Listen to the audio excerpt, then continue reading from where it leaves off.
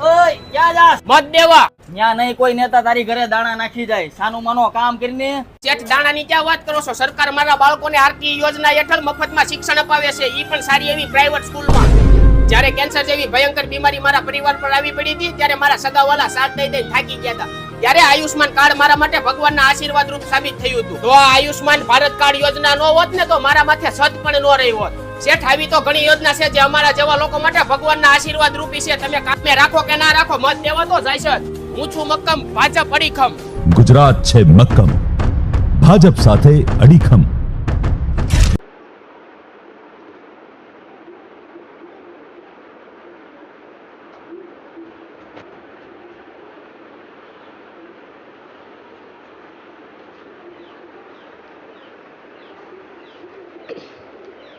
Bhajpa